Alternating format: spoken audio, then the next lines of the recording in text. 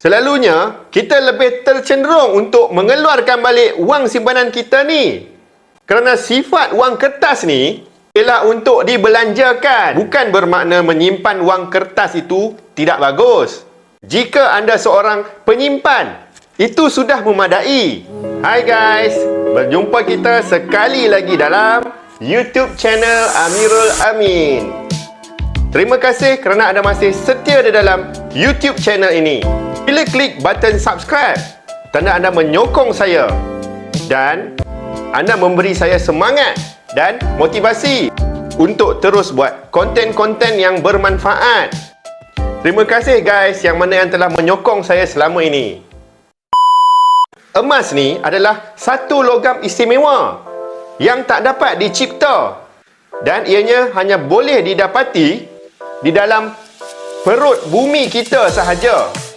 Dan yang paling penting, ianya sangat berharga dan bernilai. Kenapa perlu kita menyimpan emas? Okey, ini antara kelebihan-kelebihan yang ada pada emas. 1. Emas ialah kalis inflasi. Wang kertas kita semakin hari semakin susut nilai dia. Tetapi, untuk emas, semakin meningkat pula nilainya.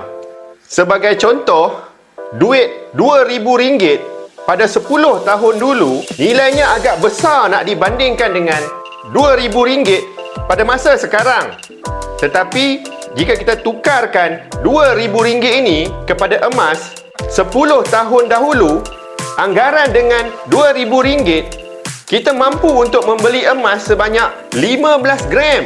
Katakan 1 gram RM130 pada tahun 2013. Nilai emas 15 gram ini, selepas 10 tahun itu, anggaran nilainya ialah RM4,500 hingga RM5,000. Nilainya semakin besar ya. Yang kedua, emas ni boleh digunakan di seluruh dunia.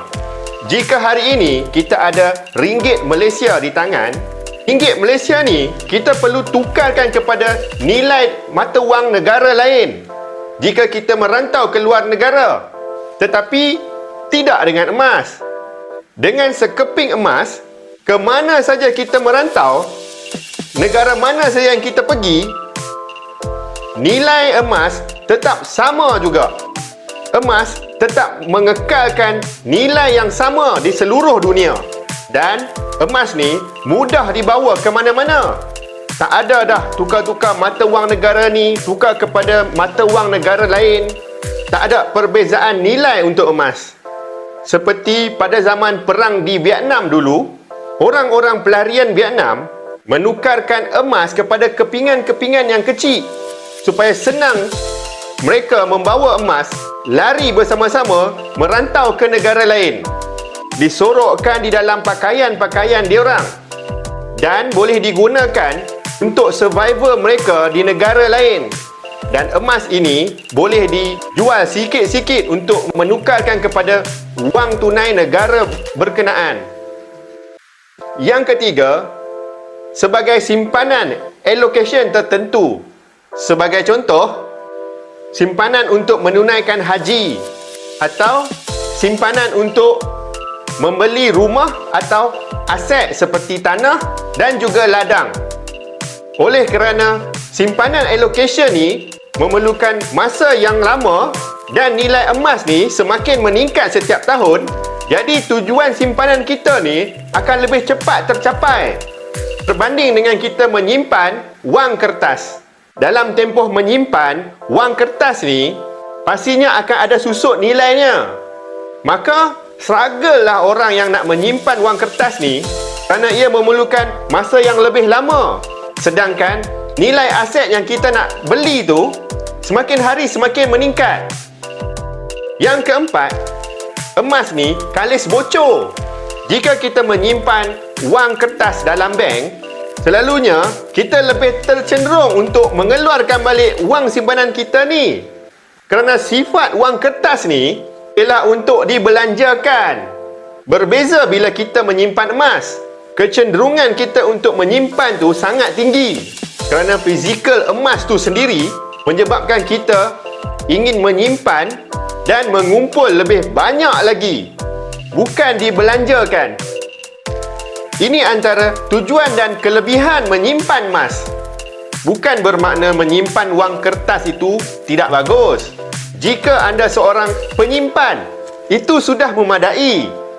Dan jika anda memperhalusi kelebihan menyimpan emas dan anda tahu tujuan anda memiliki logam istimewa ni, sebenarnya menyimpan emas ni ada kelebihan dia yang tersendiri.